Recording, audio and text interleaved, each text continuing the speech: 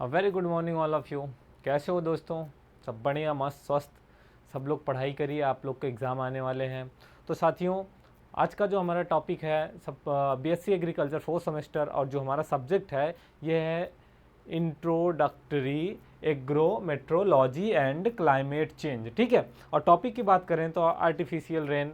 और हम जो है अब जो टॉपिक कवर कर रहे हैं ये हमारे एग्ज़ाम से रिलेटेड है, या फिर जो एग्ज़ाम में पूछे जाने वाले क्वेश्चन है उन सब टॉपिकों को हम बारी बारी से कवर कर रहे हैं। तो आइए देखते हैं। जैसा कि आप सब जानते हैं, आप सबके एग्ज़ाम भी जल्द ही होने वाले हैं, तो उसके हिसाब से हम सिर्फ अब उसी टॉपिक को कवर करेंगे, उसी टॉपिक के पर चर्चा करेंगे आप सबसे, जो आप लोगों के एग्ज़ाम में इंपॉर्टेंट है। तो शुरू करते हैं आज की जो अपनी क्लास है।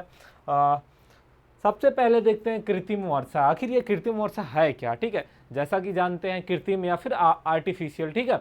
और कृत्रिम वर्षा मतलब जानते ही हैं, कृत्रिम मतलब मनुष्य द्वारा बनाया गया हुआ कोई भी ऐसी चीज़ जो मनुष्य के द्वारा बनाई गई हो उसे कृत्रिम कहते हैं या फिर आर्टिफिशियल कहते हैं। तो हाँ, यहाँ वर्षा भी जो है बनाई जाती है। कृत्रिम वर्षा के लिए कृत्रिम बादल बनाए जाते हैं। क्या किए जाते हैं, देखिए यहाँ पे समझिए कृत्रिम वर्षा। ठीक है, कृत्रिम क्या है? ठीक, कृत्रिम या फिर आर्टिफिशियल जिसे कहते हैं, इसे इंग्लिश में आर्टिफिशियल बोलते हैं। और ये मानव द्वारा निर्मित कोई भी चीज़ होती है। जैसे किसी व्यक्ति का हाथ पैर टूट जाता है, तो आज का जो साइंस है वो इतना डेवलप्ड हो चुका है कि उसे कृत्रिम अंग भी क्या करता है, एक तरह से कृत्रिम अंग भी लगाए जाते हैं। तो वैसे कृत्रिम वर्षा भी कराई जा रही है। आज के जो हमारी साइंस टेक्नोलॉजी है इतना आगे हो चुकी है कि इसको जो है हम इसके द्वारा भी कृत्रिम वर्षा करा सकते हैं या बारिश करा सकते हैं। तो कृत्रिम वर्षा कराने के लिए हमें क्या करना होता है? सबसे पहले कृत्रिम बादल बनाने पड़ते हैं। जैसा कि आप सब जानते हैं, बादलों के द्वारा ही वर्षा की जाती है, बादलों के द्वारा ही बारिश होती है। तो कृत्रिम वर्षा कराने के लिए हम जो सबसे पहला काम हमारा होगा वह होगा कृत्रिम बादल बनाना। ठीक है, कृत्रिम बादल बनाए जाएंगे और उसको जिन पर क्या होता है, सिल्वर आयोडाइड और सूखी बर्फ जैसे ठंडा करने वाले रसायनों का प्रयोग किया जाता है, जिससे कृत्रिम वर्षा होती है। क्या होती है? कृत्रिम वर्षा। देखिए, उसके लिए बादल बनाए, कृत्रिम वर्षा कराने के लिए कृत्रिम बादल बनाए जाएंगे। सिल्वर आयोडाइड और या फिर सूखी बर्फ जैसे कुछ और ठंडा करने वाले तत्व या रसायन होते हैं, इन सब का प्रयोग करके हम कृत्रिम वर्षा कराते हैं। ठीक है, कृत्रिम वर्षा क्या है इसको देखते हैं। तो कृत्रिम वर्षा मानव निर्मित गतिविधियों के माध्यम से क्या है? कृत्रिम वर्षा, कृत्रिम वर्षा है जो है ये है मानव निर्मित गतिविधियों के माध्यम से बादलों को बनाना और फिर उनसे वर्षा कराने या बारिश कराने या फिर वर्षा कराने की एक क्रिया है। इसे फिर से समझते हैं साथियों कि कृत्रिम वर्षा क्या है। तो कृत्रिम वर्षा मानव द्वारा निर्मित गतिविधियों के माध्यम से बादल बनाए जाते हैं और उन बादलों द्वारा वो कृत्रिम वर्षा कराई जाती है। क्या कराई जाती है? बारिश कराई जाती है। उसे क्या कहते हैं? या क्रिया करने को उनसे क्या कहते हैं? कृत्रिम वर्षा कहते हैं। कृत्रिम वर्षा को क्लाउड सीडिंग भी कहा जाता है। क्या कहा जाता है? जैसा कभी कभी एग्जाम में आपके पूछा जा सकता है कि क्लाउड सीडिंग क्या है। ठीक है, कृत्रिम वर्षा, आर्टिफिशियल रेन, इन सब के अलावा भी इसे क्लाउड सीडिंग कहा जाता है। या ऐसे पूछ लिया क्लाउड सीडिंग किसे कहते हैं, तो आप सब कृत्रिम वर्षा ही, कंफ्यूज नहीं होइएगा। इसमें कृत्रिम वर्षा को ही बताना है, कृत्रिम वर्षा के बारे में ही। देखिए, क्लाउड सीडिंग का पहला जो प्रदर्शन है, पहली बार जो कृत्रिम वर्षा का वो किया गया था, वो जनरल इलेक्ट्रिक लैब द्वारा फरवरी 1947 में बथुआस्ट ऑस्ट्रेलिया में किया गया था। कहाँ पे किया गया था? जो कृत्रिम वर्षा का पहला जो प्रदर्शन था या पहली बार कृत्रिम वर्षा पे कुछ काम किया गया था और उसको सफलतापूर्वक जो है किया गया था, तो वह था 1947 कहाँ पे? ऑस्ट्रेलिया में। ठीक है। साधारणतः अगर वैसे वर्षा की बात करें तो वर्षा तब होती है जब सूरज की गर्मी, गर्म हवा क्या होता है कि जब सूरज की गर्मी से गर्म हवा होकर हल्की हो जाती है। क्या होती है?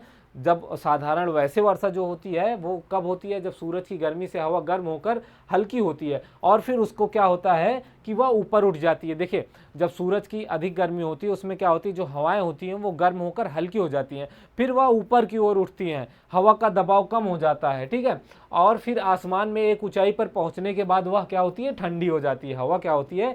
आसमान पे एक निश्चित ऊंचाई के बाद पहुंचने पर क्या होता है? ठंडी हो जाती है। जब इस हवा में सघनता बढ़ जाती है तो वर्षा की बूंदें इतनी बड़ी हो जाती हैं कि वो अब और देर तक हवा में लटकती नहीं रहती हैं या रह सकती हैं, तो बारिश के रूप में क्या होता है, जो बूंदें होती हैं वर्षा की वह नीचे गिरते हैं। इसे क्या कहते हैं, सामान्य वर्षा कहते हैं। लेकिन वही कृत्रिम वर्षा की बात करें तो कृत्रिम वर्षा में क्या होता है कि इस प्रकार की परिस्थितियों में मानव द्वारा, इस प्रकार की जो परिस्थितियां होती है वो मानव द्वारा पैदा की जाती हैं। देखिए, जो सामान्य वर्षा होती है उसमें क्या होता है कि हवाएं गर्म होती हैं, फिर हल्की होकर ऊपर उठती हैं, फिर एयर प्रेशर बनता है, उसके बाद जो बारिश की बूंदें होती हैं वो बड़ी रहती हैं, तो फिर वो लटकती रहती हैं, फिर एक टाइम बाद वो बारिश के रूप में नीचे गिरने लगती हैं।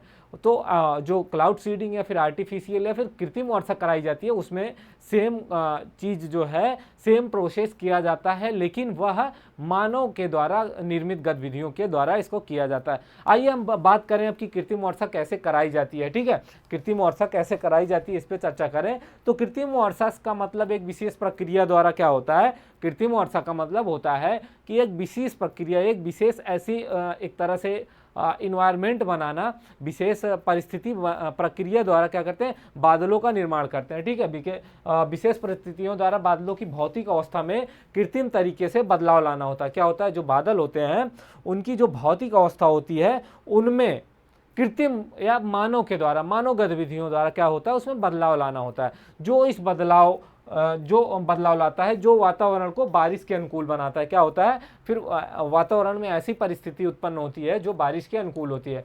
बादलों के दबाव के कारण यह क्रिया क्या होती है, क्लाउड सीडिंग कहलाती है। बादलों के द्वारा यह क्रिया क्या होती है, क्लाउड सीडिंग कहलाती है। आगे हम बात करेंगे कृत्रिम वर्षा कराने के लिए कौन प्रक्रिया जो होती है वो 3 चरणों से होकर गुजरती है।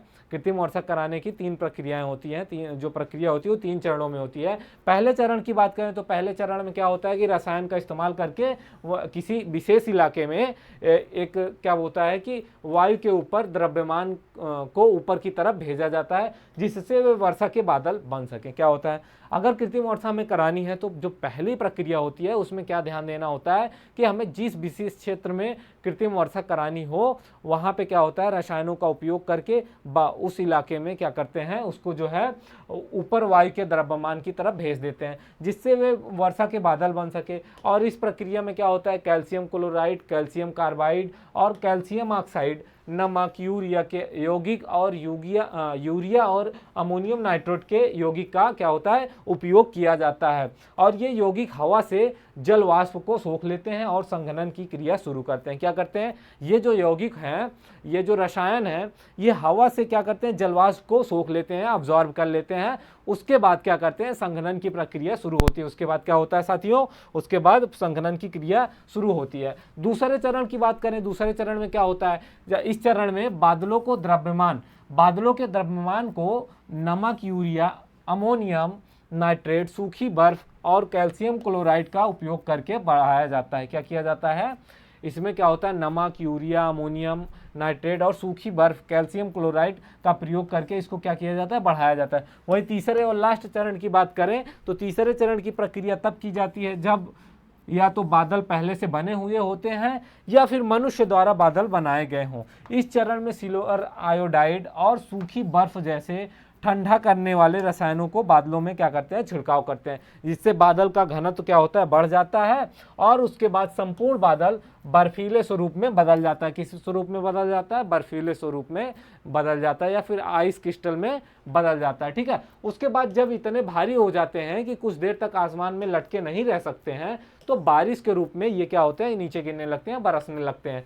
सिल्वर आयोडाइड को निर्धारित बादलों में प्रत्यारोपित करने के लिए हम क्या करते हैं, हवाई जहाज या विस्फोटक रॉकेट्स या फिर गुब्बारे का उपयोग करते हैं। और इस तकनीक को 1945 में विकसित किया गया था। कब किया गया था, इस तकनीक को 1945 में किया गया था। आज से लगभग 40 देशों में इसका उपयोग हो रहा है। कितने देशों में, आज लगभग 40 देशों में इसका उपयोग किया जा रहा है। कृत्रिम वर्षा कराने के लिए इस प्रक्रिया का सबसे अधिक प्रयोग किया जाता है। क्या किया जाता है, कृत्रिम वर्षा कराने के लिए। कृत्रिम बारिश के नुकसान की बात करें या कृत्रिम बारिश के फायदे या नुकसान, कृत्रिम बारिश से क्या फायदे हैं क्या नुकसान है, इसकी बात करें तो कृत्रिम बारिश का जो नुकसान की बात करें तो ये जो क्लाउड सीडिंग होता है, क्लाउड सीडिंग करते समय या इसका इस्तेमाल करते समय जो है होने वाले जो केमिकल्स का उपयोग करते हैं ये ज़मीन पर आएंगे और ज़मीन पर आकर क्या होता है, ये कैल्शियम क्या करते हैं कि ये केमिकल्स जो होते हैं, रसायन होते हैं। देखिए क्लाउड सीडिंग करते वक्त जब इसका बनाते हैं या कृत्रिम वर्षा कराते हैं तो उस टाइम पे हमें क्या क्या नुकसान होता है हम उस पर चर्चा कर रहे हैं। तो नुकसान स्वरूप क्या होता है कि जब इसमें उपयोग होने वाले रसायनों का इस्तेमाल करते हैं तो ये कुछ केमिकल जो होते हैं वो ज़मीन पे आते हैं और ज़मीन पे आने के बाद ये केमिकल जो पेड़ पौधे होते हैं उसके साथ जो जलीय जीव होते हैं उनको नुकसान पहुंचाते हैं और इससे प्रकृति का जो चक्र है वो भी प्रभावित होता है। तो कृत्रिम वर्षा में भी कुछ नुकसान है तो कुछ फ़ायदे भी हैं, लेकिन कृत्रिम वर्षा का जो नुकसान है, कृत्रिम वर्षा से जो होने वाले नुकसान है ये कहीं ना कहीं हमारा जो एक वातावरण है, जो प्रकृति का चक्र है उसको प्रभावित करता है। आगे बात करें कृत्रिम वर्षा के लाभ की, तो कृत्रिम वर्षा के लाभ जो है जैसे कि किसी क्षेत्र में सूखा या फिर बाढ़ की स्थिति से निपटने के लिए कृत्रिम बारिश करवाई जा सकती है। ठीक है, इसके अलावा या तो किसी विशेष क्षेत्र में जंगल में आग लगी हो या फिर असहनीय गर्मी हो या फिर हीट वेव हो, तूफान और प्रदूषण को कम करने के लिए इसका उपयोग किया जा सकता है। ठीक है, कृत्रिम वर्षा का उपयोग कहाँ किया जा सकता है, तो जहाँ पे ऐसी परिस्थिति उत्पन्न हो कि जहाँ पे सूखे की स्थिति हो या फिर वहाँ पे किसी पार्टिकुलर क्षेत्र में बहुत बड़े भाग में जंगल में आग लगी हो या फिर असहनीय गर्मी हो जाए, हीट वेव हो जाए, तूफान आ जाए, तो ऐसी अवस्था में क्या करते हैं, कृत्रिम वर्षा करा सकते हैं। भारत में कृत्रिम वर्षा के इतिहास की बात करें कि भारत में कृत्रिम वर्षा कब शुरू की गई या फिर क्या इसका इतिहास रहा, तो देखिए भारत के कुछ राज्य हैं जो पिछले लगभग 30-35 साल से अपने अपने स्तर से कृत्रिम वर्षा के प्रोजेक्ट पर काम कर रहे हैं। ठीक है, और उसके बाद तमिलनाडु सरकार ने 1983 में सूखाग्रस्त इलाके में पहली बार इसका उपयोग किया था। क्या किया था, पहली बार कृत्रिम वर्षा का उपयोग पहली बार किया था तमिलनाडु सरकार ने, कहाँ पे, सूखाग्रस्त इलाके में किया था। उसके बाद जो है 2003 और 4 में कर्नाटक सरकार ने, कब, 2003 और 4 में कर्नाटक सरकार ने इसको अपनाया था। उसके बाद महाराष्ट्र में भी इसका उपयोग किया गया था और कृत्रिम वर्षा जो है 2008 से 12 जिले में बड़े पैमाने पर यह कार्यक्रम चलाया जा रहा है। इससे प्रदेश में कृत्रिम वर्षा के लिए सिल्वर आयोडाइड के स्थान पर कैल्शियम क्लोराइड का उपयोग किया जाने लगा है। और आंध्र प्रदेश का अनुभव यह बताता है कृत्रिम बारिश पर रोजाना करीबन 18 लाख रुपए का खर्च आता है। कितना आता है, 18 लाख रुपए का। अगर एक बार जो है कृत्रिम वर्षा कराते हैं तो उसमें लगभग एक दिन का 18 लाख रुपए का खर्च आता है। तो साथियों, जो हमने आज कृत्रिम वर्षा को देखा कि कृत्रिम वर्षा कैसे होती है और क्या होती है और क्या इसके फायदे हैं, क्या नुकसान है, भारत में क्या सिनेरियो रहा, इसकी कब शुरुआत की गई। तो साथियों, जो आज का जो हमारा ये टॉपिक था कृत्रिम वर्षा का, हम इसको यहीं पे विराम देते हैं और आपके अगली क्लास में एक नए टॉपिक के साथ मिलेंगे, क्योंकि अब हम उन्हीं टॉपिक को डिस्कस कर रहे हैं, कवर कर रहे हैं जो आपके एग्जाम से रिलेटेड है। ठीक है, क्योंकि आपके एग्जाम जल्दी होने वाले हैं तो आप लोग पढ़ाई पर थोड़ा सा ध्यान दीजिए और जो टॉपिक्स हम आपसे डिस्कस कर रहे हैं उस पर भी थोड़ा सा ध्यान दीजिए। Thank you everyone. जय हिंद, जय भारत।